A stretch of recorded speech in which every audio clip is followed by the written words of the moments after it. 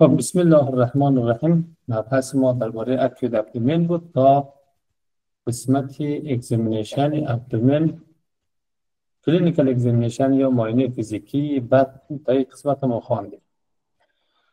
ببینید دکتر صاحبای عزیز، وقتی که ما مریض تاریخچه گرفتیم ازش بررسی کردیم، باز یک کلینیکال اگزامینیشن هم در نزد مریض انجام میدیم. کلینیکال اگزامینیشن اون حالت است ما روی خود مریض مداخله میکنیم، دیست میزنیم مریض. این کلینیکال اگزامینیشن میگه. در ابدومینال اگزامینیشن چهار تا حالت ما انجام میدیم. یکی اینسپکشن است. اینسپکشن است که ما مریض یک مشاهده میکنیم، بطن مریض در حالت نرمال هست، بطن مریض یک دیستنشن داره، این یک آماسی داره، پوندیدگی داره، یا بطن مریض زیاد مثلا چی است روی چیزش چسبیده است، این زیاد خالی هست، به چی شکل است. این چی میکنیم؟ یک مشاهده میکنیم، یک نظر میندازیم. دیگه پالپیتیشن است. پالپیتیشن به معنای لمس کردن است.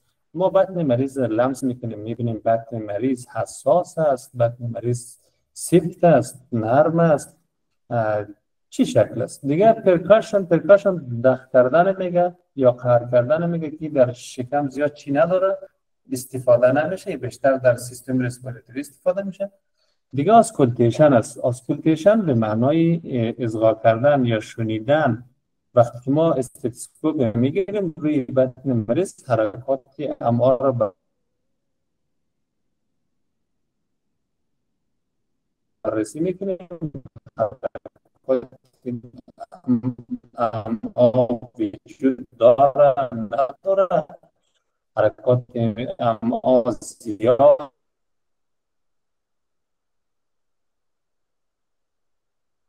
کمه، به چی شکل است. اینی در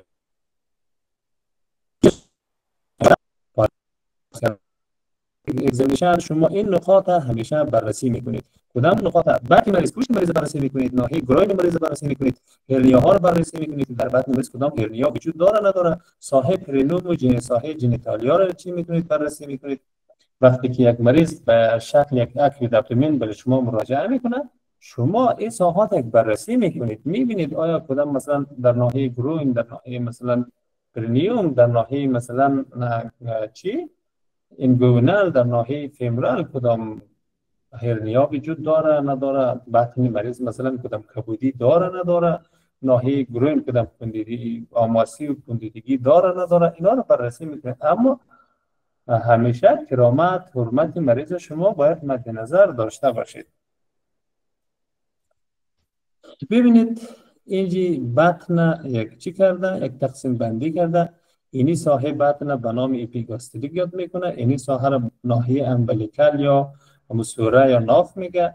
این قسمت ناحیه اینگوینال هست و این قسمت هم ساحه چی است؟ فیمورال هست. اینی ساحات شما بررسی میکنید، میبینید اینجا بیشتر ساحاتی که هرنیاهای ایجاد میشه. باز در مبحث هرنیای ان شاء الله باز میخوانیم از نظر التراساوند. باز اینی ساحات بیشتر هرنیاها ایجاد میشه و بعضی وقتها مریض هایی که مثلا چی باشه، زیاد ابدومینال دیستنشن داشته باشه، اینی قسمت ها سرخی ایجاد میشه. اینا رو شما کاملا چی میکنید؟ بررسی میکنید که کدام آیا در حالت نرمال هست یا به حالت چی تغییر یافته.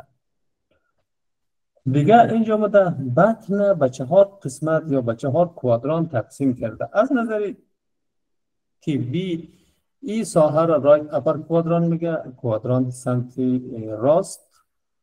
راست فوقانی، کوادران سمت راست پایینی و کوادران فوقانی سمت چپ، رایت لفت اپر کوادران، و کوادران تحتانی سمت چپ. دردهایی که مریض در این قسمت از این ساحات شکایت میکنه که اینی قسمت ما درد میکنه، میتونه اینی حالت ها، اینی پاتولوژی ها میتونه در نزد مریض موجود باشه که مریض از درد این ساحه شکایت میکنه.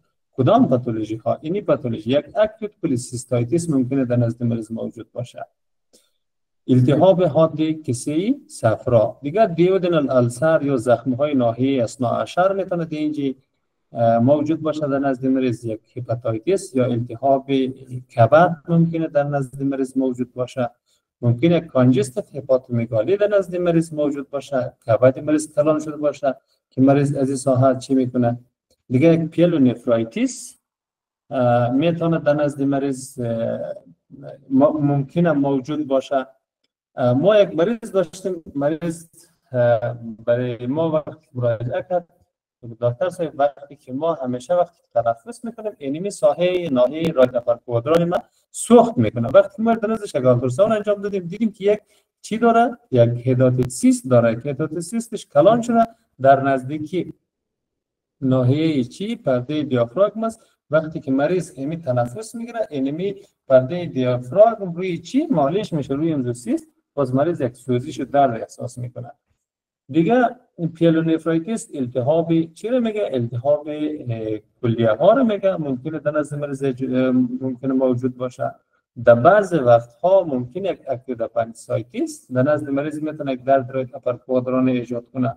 دیگه نومونیا ها در نزد مریض یک سینه بغل ممکنه که مریض سینه بغل باشه هم میتونه باعث یک درد رایت اپر کوادران شود. مریض اگر انگلیسی ساحه شکایت میکنه یعنی پاتولوژی ها را همیشه شما در ذهن خود داشته باشید که ممکنه یک زینات در نزد مریض موجود باشه. دیگر در ساحه اگر درد در ناحیه رایت لور کوادران موجود باشه شما اینی پاتولوژی ها را همیشه مد نظر داشته باشید که اینی پاتولوژی ها ممکنه یک زینات در نزد مریض موجود باشه. کدام پاتولوژی ها؟ پاتولوژی مثل اکوت اپندیسایتیس که دردش بیشتر در ناحیه رایت لور کوادران ایجاد میشه. دیگه سلپنجایتیس التهاب ناحیه سلپنج میتونه در نزد مریض یک درد رایت لور کوادران ایجاد کنه. دیگه توب اوواریان آبسه های ناحیه اوواری میتونه باعث درد در ناحیه چی شد؟ رایت لور کوادران شد.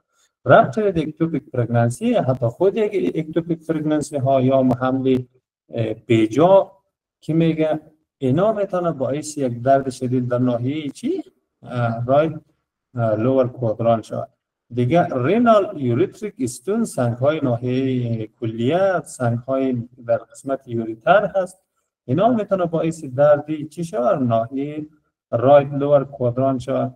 دیگه انکارسریتد هرنیا هایی که زیاد کلان هست و در اونجا بند میمونه. اینی هرنیا ها مثلا چه نوع هرنیا ها؟ مریض قبلا یک یک اپندکتومی شده و اپندکس عملیات کرده، مثلا زخمی که انسیژنی که جراح انجام داده زیاد کلان بوده یا مثلا درست امور سوچر نکرده، درست ندوخته، به مرور زمان یا مریض زیاد احتیاط نکرده، این زورکاری کرده باشه، اون ناحیه عضلات زیر جلد پاره میشه و محتویات خود لوب‌های امعا داخل چی؟ داخل عضله گیر میمونه. ایره انکارسریتد هرنیا میگه که ممکنه زیاد باشه، کلان باشه، ممکنه خرد باشه.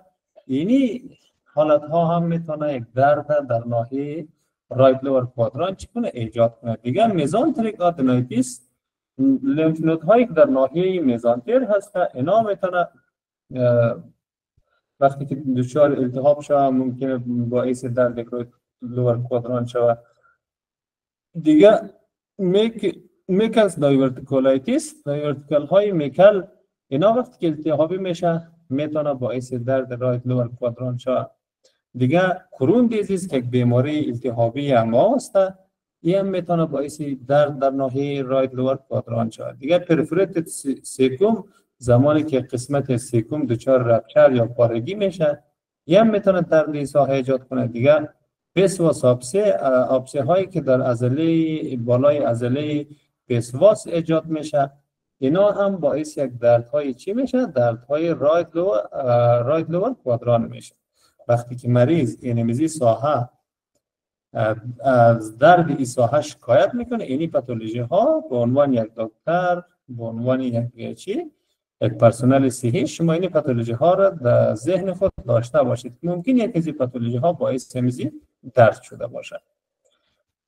دیگر درد هایی که در ناحیه اپیگاستریک ایجاد میشه اینی ساحه را امی قسمت تحتانی یا پایینی سینه و قسمت بالای شکم اینجی یک چقرگک وجود داره که ایره به اصطلاح عامیانه مردم میگن ناحیه سردیلی ما و از نظر طبی او رو چی میگه؟ اپیساحی اپیگاستریک میگه یا اپیگاستر ایریا میگه. اینی قسمت دردهایی که ایجاد میشه ممکنه از باعث پاتولوژی های اینی پاتولوژی ها باشه. مایوکاردیال انفرکشن، چی اسکیمیای قلبی و پپتیک ولسر، زخم های معده و همچنان دردهای اکوت کولسیستایتیس و همچنان پارگی چی ازوفاگوس. مریض هایی که مثلا زیاد استفراغ میکنه، مریض هایی که زیاد دلبدی های شدید ایجاد میشه درشان، ممکنه باعث پارگی ناحیه فوقانی معده و قسمت تحتانی چی شود؟ ازوفاگوس یا مومری شود که این میتونه درد شدید در ناحیه اپیگاستریک یا اپیگاستریک چی کنه ایجاد کنه. اما دردهایی که در ساحه رای لفت اپر کوادران ایجاد میشه ممکنه اینی پاتولوژی ها در نزد مریض چی باشه؟ موجود باشه. رپچر دیسپلین، اسپلین دچار رپچر شده باشه، مثلا مریض ضربه دیده یا مثلا جنگ کرده یا مثلا مریض یک پلین تروما دیده چکر کرده، به این قسمت چی میشه؟ وقتی که اسپلین ضربه میبینه ممکنه که دچار پارگی شود. یک درد شدید در ناحیه رایت اپر کوادران چی میتونه ایجاد میکنه؟ زخم های معده، گاستریک اولسر، یا دردهای ناحیه رایت اپر کوادران، لفت اپر کوادران میتونه چیکنه ایجاد کنه. دیگه آورتیک آنوریسم های آورت که در مبحث های قبلی خواندیم، دیگه پرفوریتد کلون مستعرض یا کلون ترانسورس ممکنه حالا مریض یک ضربه دیده یا مریض مثلا چکر کرده یا چی شده باعث پارگی کلون مستعرض شده. این هم میتونه باعث درد در ناحیه چی شد؟ لفت اپر کوادران شد. دیگه پیلونفریتیس سمت چپ، التهاب یا نمو چیزی کلی سمت چپ هم میتونه باعث درد این ساحه شود. نمونیا هم میتونه باعث درد این قسمت شد. البته درد نمونیا چی است؟ به شکل است که مریض با تنفس دردش چی میشه؟ زیادتر میشه و شکایت میکنه وقتی که ما تنفس میکنه به ساحه چی میکنه؟ درد پیدا کنه. اما دردهایی که در ناحیه لفت لور کوادران ایجاد میشه اینی پاتولوژی ها میتونه باعثی این چی شود؟ درد این ساحه شود. intestinal obstruction، بندیش امعا، acute pancreatitis، التهاب حاد پانکراس، early appendicitis، دردهای ابتدایی یا آغازین یک acute appendicitis هم میتونه از این ساحه منشأ بگیره. دیگه میزانتریک ترومبوز های ساحه شریان میزانتریک، اونمو سوپریور میزانتریک آرتری و انفریور میزانتریک آرتری و دیگه آورتیک انوریزم و دایورتیکل ها، التهاب دایورتیکل ها هم میتونه باعث درد در ناحیه لفت لور کوادران شود.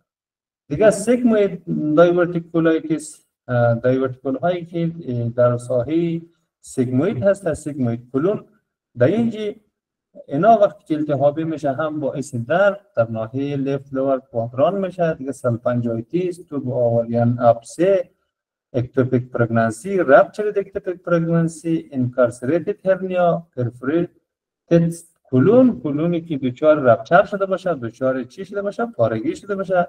دیگه بیماری کرون که یک بیماری التهابی چیست؟ روده هاست. اولتراتیو کولایتیس هم یک مریضی هست در ناحیه کلون چی میشه؟ ایجاد میشه باعث التهاب و به زمان رفته اون چی ایجاد میشه؟ زخم ایجاد میشه. یک بیماری ایمنی خود چی است؟ ایمنی است. اینا باعث درد در ساحه چی میشه؟ لفت لور کوادران و همچنان سنگ های ناحیه خود کلیه و سنگ های خالی هم میتونه باعث دردهای ناحیه ساحه لفت لور کوادران شود. همیشه مریض هر قسمت از ساحه را که چی میکنه؟ شکایت میکنه که این ساحه یعنی قسمت ما درد میکنه. شما همیشه این پاتولوژی ها را در ذهن خود داشته باشید، مد نظر داشته باشید که ممکنه یک از این پاتولوژی ها در نزد مریض موجود باشه. خب دیگه معایناتی که انجام میده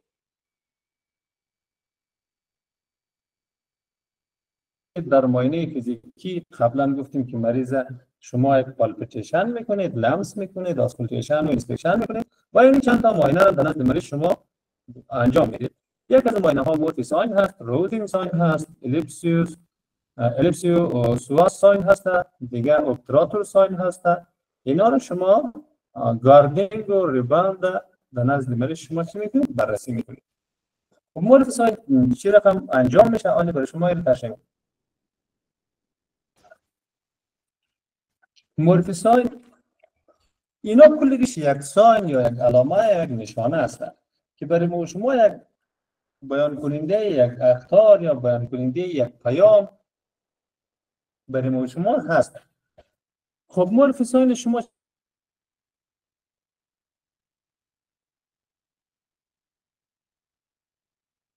چطور انجام میدید؟ میگه شما ناحیه چی را تحت اعضای مریض در قسمت راست در سبوستر یا ناحیه تحت اعضای شما لمس میکنید، فشار میدید. مریض در زمانی وقتی که تنفس میکنه، انسپایر میکنه، نفس خود داخل کش میکنه، شما به این حالت وقتی که فشار میدید مریض چی میکنه؟ اگر این منفی با اگر مثبت باشه چی کار میشه؟ مریض در این ساحه یک درد احساس میکنه و تنفس مریض قطع میشه. این حالتی است که ما میگیم مورفی ساین مثبت هست.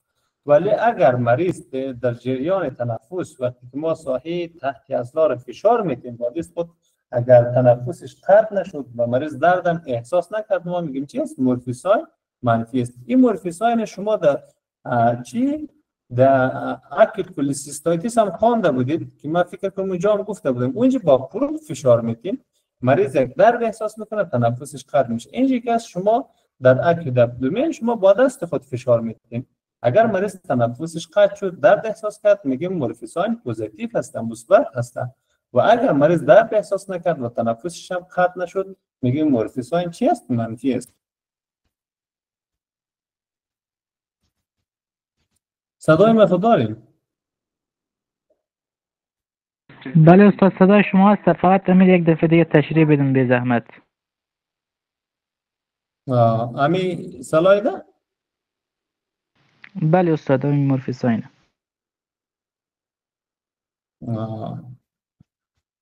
مورفی ساین اونمو حالت است دکتر صاحب که وقتی که ما ناحیه طرف راست در ناحیه رایت اپر کوادران در تحت اضلاع ما با دست خود زمانی که مریض نفس خود به قفس سینه خود کش میکنه، انسپایر میکنه، یعنی نفس میگیره، ما اون ساحه را فشار میدیم با دست خود.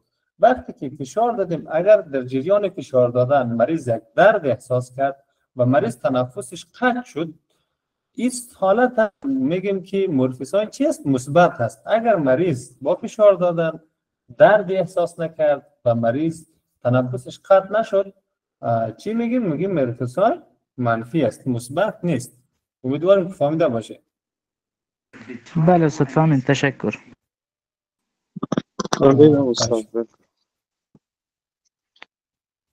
خب راوزینگ ساین کدام حالت است؟ راوزینگ ساین او حالت است که شما ناحیه لفت لور کوادرانت، یعنی کوادران تحتانی سمت چپ شما چی میکنید؟ فشار میتین. او ساحه را وقتی که شما فشار میتین مریض چی کار میکنه؟ در سر مریض چی تغییرات میه؟ مریض در ناحیه رایت لور کوادران خود درد احساس میکنه. اگر مریض به این ساحه درد احساس کرد با فشار دادن در ناحیه کوادران سمت چپ، مریض در ناحیه کوادران راست، ناحیه تحتانی سمت راست درد احساس کرد، بیان کننده ازی است که راوزینگ ساین چی است؟ مثبت هست. ولی اگر درد احساس نکرد میگیم راوزینگ ساین منفی است. خب این چطور ما وقتی که در ناحیه طرف چپ ما فشار میتیم مریض در ساحه راست در ناحیه درد احساس میکنه، این چطور اتفاق میفته؟ ببینید دکتر صاحب، اگر مریض یک اکیوت اپندیسایتیس باشه، شما وقتی که ناحیه کوادران سمت چپ تحتانی سمت چپ شما فشار میکنید، گازاتی که در داخل امعای کلان هست این با فشار دادن دیست شما این گازات به جا میشه می به طرف سمت راست و اگر یک اپندیسایتیس باشه در اونجا وقتی که گازات تجمع میکنه باعث درد شدید در ناحیه چی میشه؟ در ناحیه رایت لور کوادران میشه و چون به خاطر که اپندیکس تحت فشار قرار میگیره مریض چیکار میکنه؟ درد احساس میکنه. ولی اگر مریض درد احساس نکرد، درد نداشت، ما میگیم که چی است؟ راوزینگ ساین چی است؟ منفی است.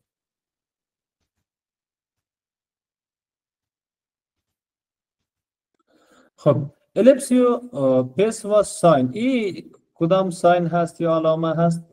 مریض شما مریض به حالت چی این در تصویر بر شما نشان داده مریض شما به طرف لفت لترال دیکوبیتوس میخوابانید به طرف چپش با کمی پاهای مریض جمع باشه شما میخوابانید و شما چیکار میکنید؟ پای راست مریضه شما یک کمی بالا میکنید و به طرف هیپ چی میکنید؟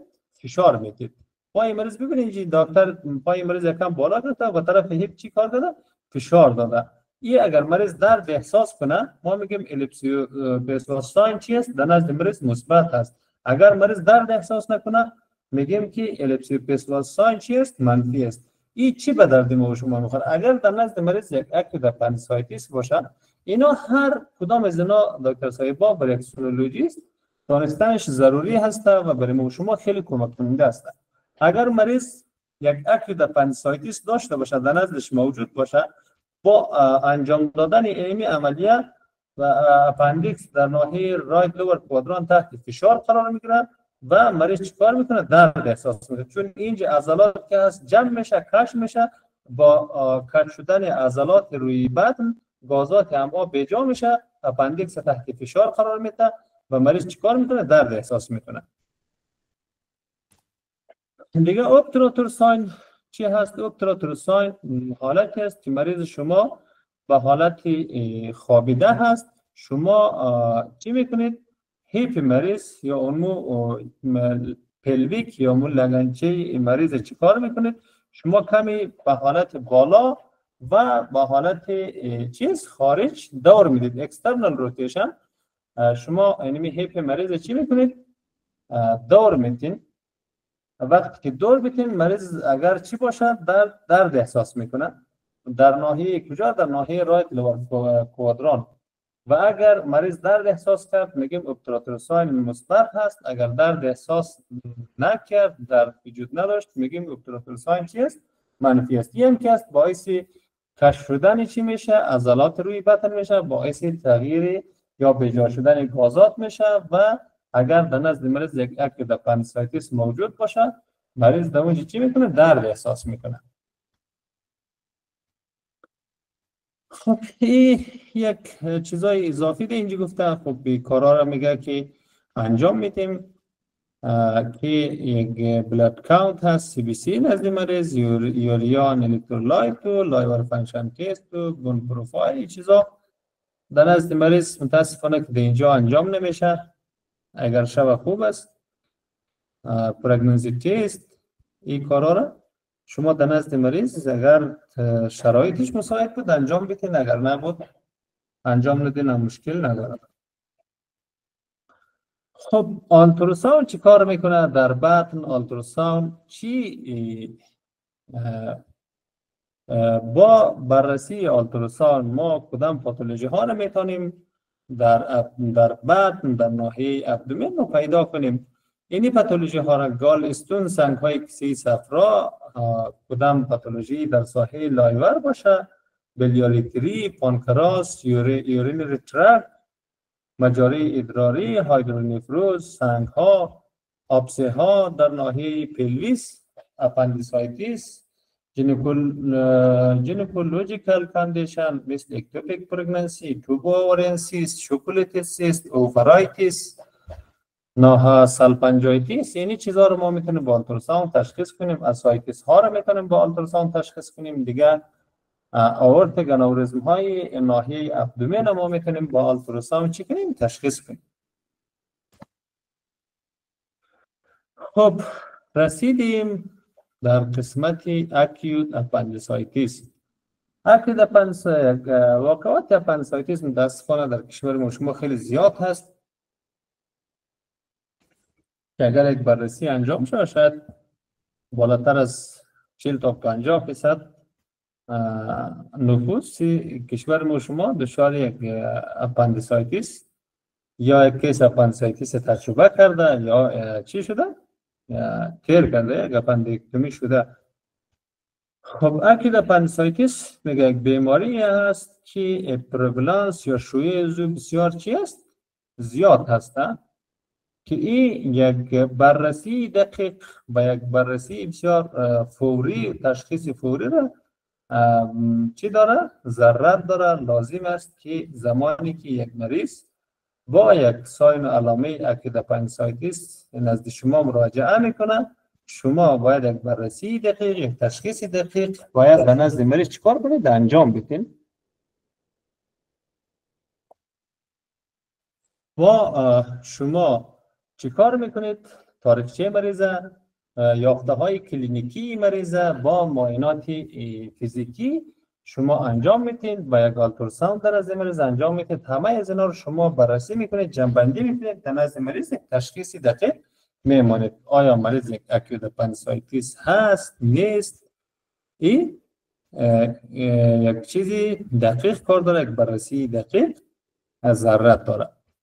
پوزیشن اپندیس یا موقعیت های اپندیس که هست در این جاها میتونه اپندیس قرار بگیره. رایت لور کوادران، در رایت لور کوادران در کوادرانت تحتانی سمت راست تقریبا 97% اپندیکس ها به این ساحه قرار داره.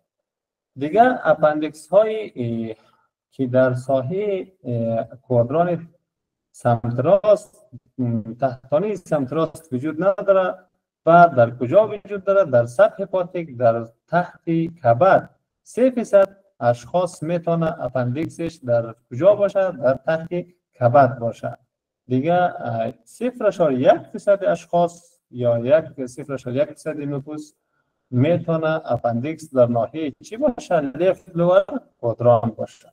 شما اگر یک وقتی به عنوان یک سونولوژیست شما آمدید یک مریض با یک درد شکم در نزد شما بررسی مراجعه کرد، شما بررسی کردید، اگر اپندیکس شما در رایت لور کوادران پیدا نتونستین، شما برین ناحیه سطح هپاتیک بررسی کنید. اینجا اگر پیدا نتونستین برین لیفت لور کوادران بررسی کنید. ممکنه این امکان وجود داره که اپندیکس ممکنه در تحت کبد باشه، ممکنه در کجا باشه؟ در لیفت لور کوادران باشه. این نکته همیشه در ذهن شما باشه که شما اصابات همیشه دقیق چی کنید؟ بررسی کنید. خب نورمال اپندیکس، یک اپندیکس، خب هر انسان اپندیکس داره. اپندیکس کجا هست؟ اون ساحه است وقتی که خیر باز در تصویر بر شما نشان میتیم. در سلایت های بعدی تصویرش هست. اونمو روده کلان که هست به 3 قسمت تقسیم میشه یا لارج اینتستین به 3 قسمت تقسیم شده. یکی آغاز روده کلان که هست او را به نام از قسمت رایت لور کوادران به طرف بالا که حرکت میکنه به طرف کجا؟ اگر یک خط فرضی مد نظر بگیریم به طرف رایت اپر کوادران حرکت میکنه. اینمی را به نام چی یاد میکنه؟ به نام اسندینگ کلون یاد میکنه. کلون فوقانی یا کلون سعودی میگه، فوقانی نببخشید، کلون سعودی میگه، به طرف بالا حرکت میکنه. از اونجا دور میزنه از رایت اپر کوادران به طرف لیفت اپر کوادران میره که این کلون مستعرض یا کلون ارضی میگه. باز از اونجا دور میزنه به طرف پایین میره و کجا؟ به ساحه لیفت لور کوادران که این دیسندینگ کلون میگه. کلونی چی؟ تحتانی یا چی؟ کلونی که به سمت چی میره؟ پایین میره، در ناحیه پلویک پایین میشه. خب اونمون قسمت ابتدایی که چی؟ کلون شروع میشه، روده کلان شروع میشه. اونمون قسمت سر از روی یک اضافه گگ داره به اندازه 2 سانتی متر، به اندازه هر انسان نظر به جسامتش فرق میکنه. 1 سانتی متر 1.5 سانتی تا 2.5 تا 3 سانتی متر.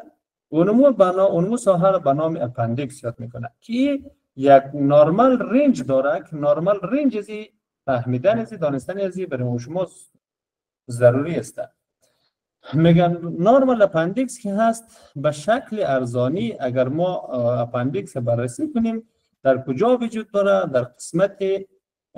در قسمت قدام عضله الیپسیو پیسواس، یک عضله کلان روی بطن هست و همچنان در قسمت قدام شریان اکسترنال الیاک آرتری، شریان خارجی ساحه الیاک که شریان کلان هست. وقتی که از آور جدا میشه به طرف راست رایت لور کوادران میه، اپندیکس در قسمت قدام عضله پیسواس و قدام شریان خارجی الیاک قرار داره. و همچنان در قسمت اگر از شارت اکسس یا از مقطع ارضی وقتی ما اپندیکس بررسی کنیم در قسمت خلف یا پشت سر ترمینال الیوم اونمو ساحه است که روده های خرد از جدا میشه از روده کلان یا از پلون.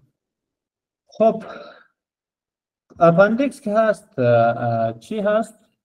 اگر در حالت نرمال بلند هست یعنی کند هست، سر اپندیکس زیاد تیز نیست و همچنان در قسمت موقعیت داره؟ در قسمت پلویک در حفره لگن موقعیت داره. صدای ما داریم؟ بله استاد صدایتان هست. این سلاید خوب فهمیدین، خسته کننده خو نیست. سلام مجدد خدمت شما استاد محترم. بله استاد صدا شما دارین. نه تشکر، درس ادامه بدیم، خسته کن نیست دیگه و ببین محصلین چی. همین جواب بدین بسیار خلاصه جواب بدین. همین چیز که وقت زیاد ضایع نشه دیگه، فقط یک بله و نخیر که جواب بدین. من میفهمم که صدا داره، صدا وجود داره نداره، صدا داره نداره، فهمیدین نفهمیدین. خب باز هرچی که پیشتر بریم باز بیشتر و واضح‌تر درس ساده شده میره. اکیوت اپندیسایتیس یا موقعیت خود اپندیکس که است از نظر آلتراساوند. ببینید اپندیکس اینی ساحه‌ای که اینی قسمت کجا هست؟ رایت لور کوادران هست. اینی ساحه کاملا ساحه رایت لور کوادران هست.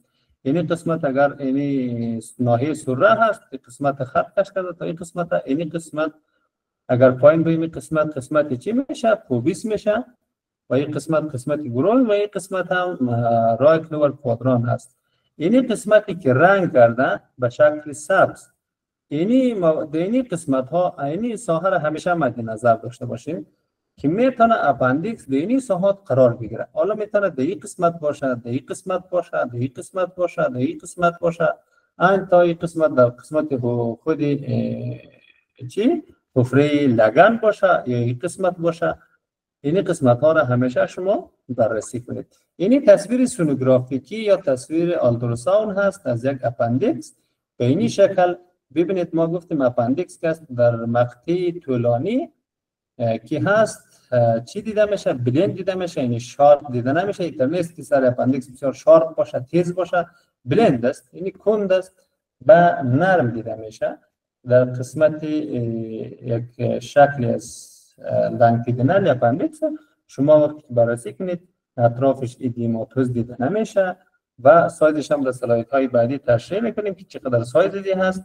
شما این تصویر در نظر خود یک چی داشته باشید، در حافظه دائمی خود یک تصویری ازی یا یک عکس ازی سلاید داشته باشید. خب وقتی که ما اپندیکس چی میکنیم؟ میگه 3 استپ پوزیشن الگوریتم. یک الگوریتمی که ما موقعیت اپندیکس تعیین میکنیم، پیدا میکنیم. این 3 تا قدمه یا 3 تا الگوریتم داره. چی کار میکنیم؟ اول مریض به حالت سوپاین، یعنی به حالت تخته به پشت، مریض روی چپرکت میخوابانیم. مریض بررسی میکنیم و وقتی که در این حالت ما اگر پیدا نتونستیم اپندیکس، باز مریض چیکار میکنیم؟ مریض به طرف چپ میخوابانیم به شکل اوبلیک، یعنی مایل ساخت. باز مریض چیکار میکنیم؟ این ساحه رایت لور کوادران بررسی میکنیم. باز اگر از این مسیر هم ما نتونستیم اپندیکس پیدا کنیم، چیکار میکنیم؟ باز مریض دوباره به حالت چی؟ سوپاین میخوابانیم. ممکنه با این حالت، با این حرکت که است، بازات اما جابجا میشه، خود لوب‌های اما جابجا میشه. پس دوباره به حالت سوپاین پوزیشن که ما مریض اگر بررسی کنیم، ممکنه ما بتونیم مریض اپندیکسش چی کنیم؟ در ناحیه رایت لور کوادران پیدا کنیم. دیگه از پروپی که شما استفاده میکنید پروپ کانوکس نیست، از پروپ لاینر استفاده میکنید. پروپ هایی که فرکانسی 5 تا 10 یا 5 تا 12 مگاهرتز داره. از ایناش از این پروپ ها شما برای بررسی اپندیکس استفاده میکنید. خب آناتومی رایت لور کوادران شما به خاطر اینکه شما بتونید به خوبی یک اپندیکس پیدا کنید، تشخیص کنید، بتونید توسط آلتراساوند موقعش پیدا کنید. دانستن آناتومی رایت لور کوادران برای شما چیست؟ ضروری هست. بس است یا پیش بریم؟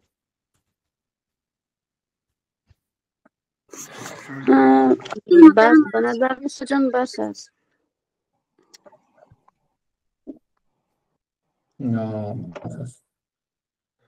یک نفر پیدا نشد.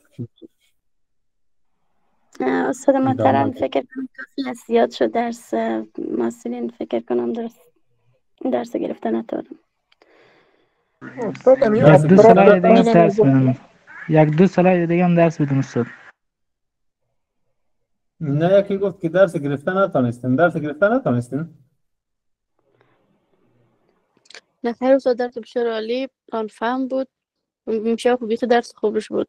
خب زیاد شد دیگه، باز شاید دیگه اشخاص نتونن قدر یاد بگیرن.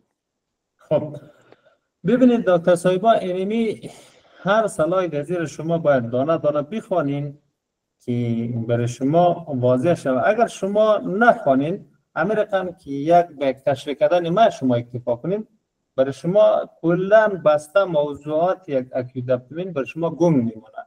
پس شما برای اینکه شما بتونین یک اکیوت ابدومین درست تشخیص بتونین، هر دانه از اینا رو باید دانه دانه شما بررسی چی کنید، بخوانید و در ذهنتون باشه. خب تا میجوره درس بس میکنیم دیگه، به خاطر که هر دانه دانه زی باید تشریح شود. این مثلا چی هستی چی هستی، هر ارگان دانه دانه باید تشریح شود. این برای جلسه بعدی میمانیم دیگه. بفرمایید. بسیار زیاد ببخشید، امو اپراتور ساین یک تشریح میکنیم اونجا. بسیار عالی، درست است انشاءالله.